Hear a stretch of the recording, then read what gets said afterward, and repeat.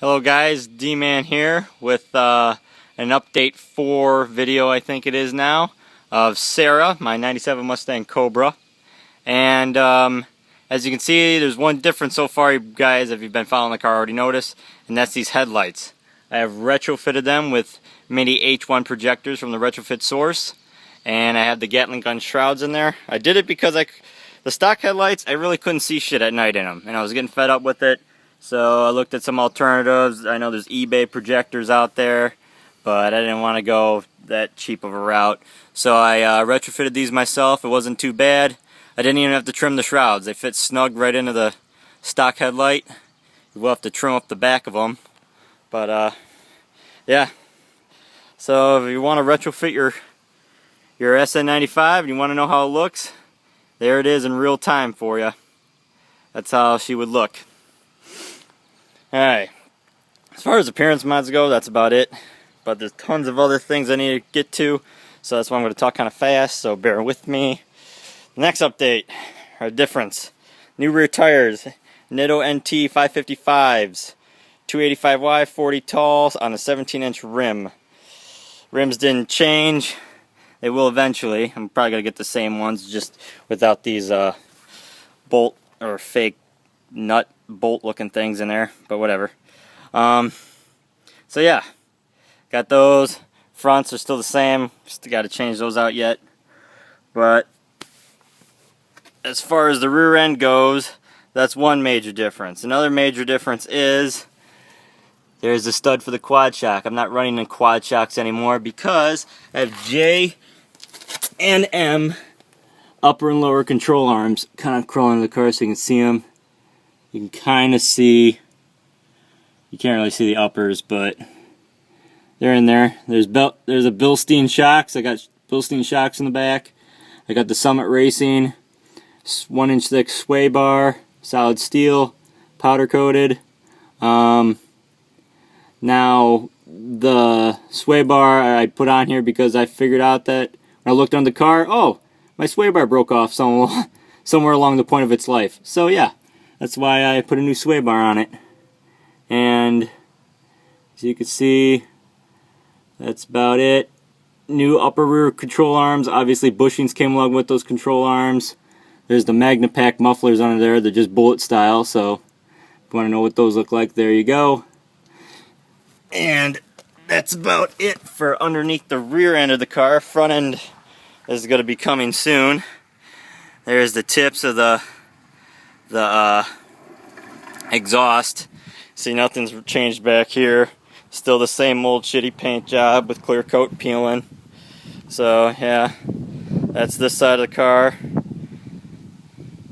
Need to get in our body shop eventually.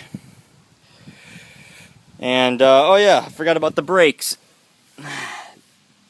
Yeah, as you can see, I painted them blue. If you can see that, I don't know if you can or not. They're blue. There we go. Yeah, they're blue. What I did was I painted the whole caliper first, and then I took a file and scraped off the paint off the Cobra part since it's raised up. So that's how I got that to look standout-ish. Back here, it's not like that. This one's dirty blue because I didn't clean it. But yeah, I just kind of did a real quick once over on the car. So there you go. As far as that, I believe is all the differences on the exterior. Alright, now I'm going to show you the interior. Here is after what it looks like. If you can see that, that's after. And I'm going to show you before.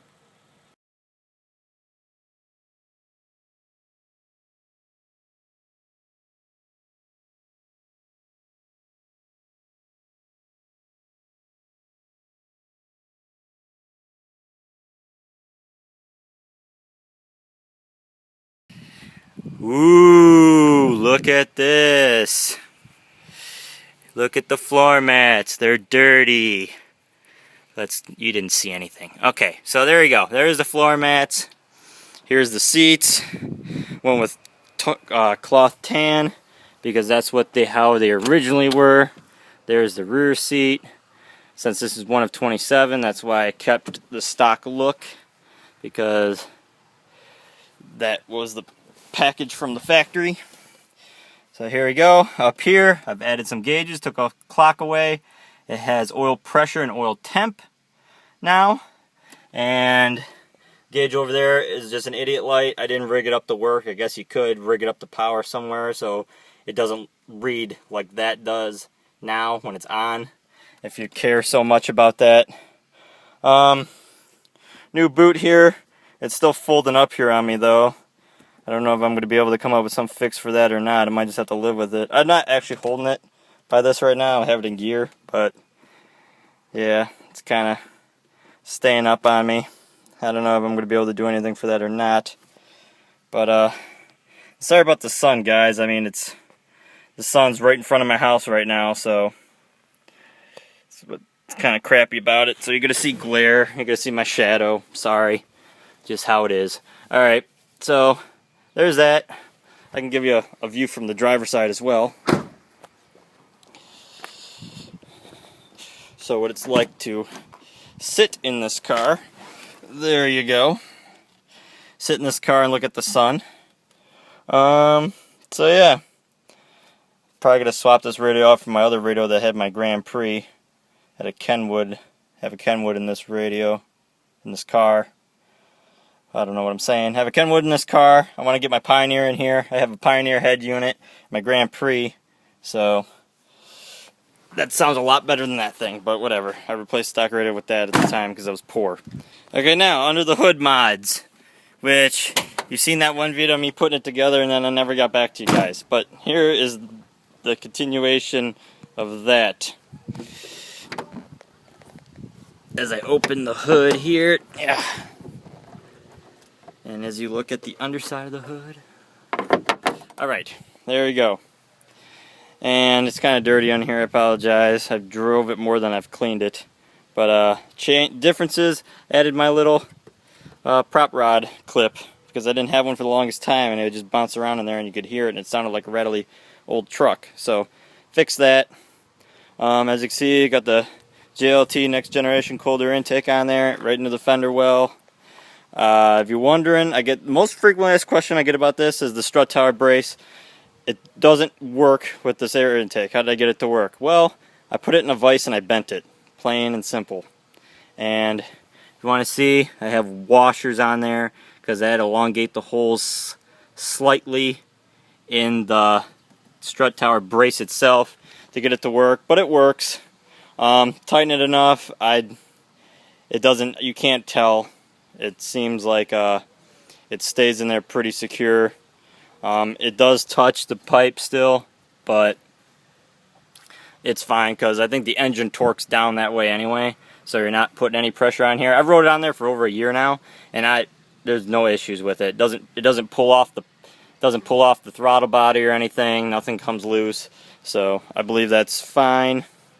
I got those Screaming Demon Blaster coil packs, which I replaced my stock packs with, and actually I felt quite a bit of difference, believe it or not. And then I had to re-gap the plugs on top of that, which, if you want to do spark plugs, this thing's a pain in the ass, because you got to rip all this out to get to that head. So, ask me how I know. So, okay, I did that about like a couple times, because I had to replace the gasket on that side because it was leaking oil into my spark plug tube. So yeah, other than that, you know, spark plug wires, that cold air intake, that 35mm BBK throttle body, which is junk. Don't buy it unless you're getting it for like 50 bucks like I did. That's the only reason I put it on. The tuners have a hard time tuning with that thing, and it makes a weird whistling noise when you're going down the road at certain RPMs. It's kind of junk, but if you can pick one up for cheap, I guess. I mean, it still has throttle response and everything, don't get me wrong, but it's not the best. But a lot of people say that they can't attach their cruise control wire. There it is right there. My cruise control linkage, I should say. It's this black thing. And I have a zip tie connecting it because it will not reach. It will not reach. It will hold your throttle body open at like 2,500 RPM. So zip tie fixes that. Got a new radiator. What was it, Mishimoto? I think a Mishimoto radiator. 3-core aluminum job. So Cobra stays nice and cool now. 180 degree thermostat, or 190, I can't remember what ended up going back in it. I've taken it a cooling system apart a couple times on this car to try to get it to not heat up, and now it doesn't anymore, so that's awesome. But let's see, I believe that's it for under the hood. I can't remember. Had a dyno tuned. It makes 297 and 301 at the wheels. I don't know where the paper is right now, or else I would show you. But you just got to take my word for it on that one. That's with the bolt-ons, with the MagnaFlow exhaust and BBK X pipe I have on there. No cats. The throttle body, the cold air intake. I don't have pulleys on it. I don't believe in pulleys. I was having a charging issue anyway, so I put a smaller pulley back on my alternator so it'd spin faster. But yeah, so I believe that is it for this this installment of my upgrades to this car. Biggest thing was the interior. The whole interior is basically brand new. I mean, I guess I could show you that one more time because I worked so hard on it and gutted this whole car, which you've seen pictures. But yeah, that's it. I got my famous red, white, and blue. It's called Vanilla Pride. I love that thing. They actually discontinued them. Oh yeah, I forgot about this.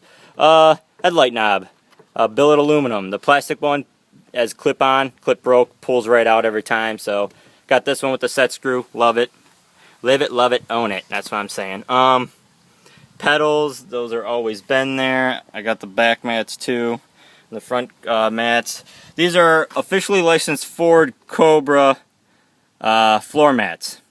There is knockoffs out there with a different snake. This is the true snake for the Cobra. There's a Cobra snake, and then there's like some other that you can see it in the face. They have like a different face on it. This is the true Cobra floor mats. They're all $89, but make sure you get the true Cobra floor mats.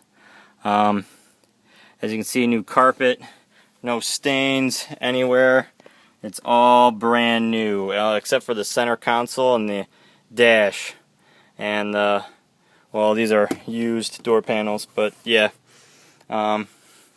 Back there, oh yeah, I painted, forgot to tell you about that. I painted the rear panels to match the front. So now it's finally complete. It doesn't look like half is tan and half is black. It's all black on top, tan on the bottom.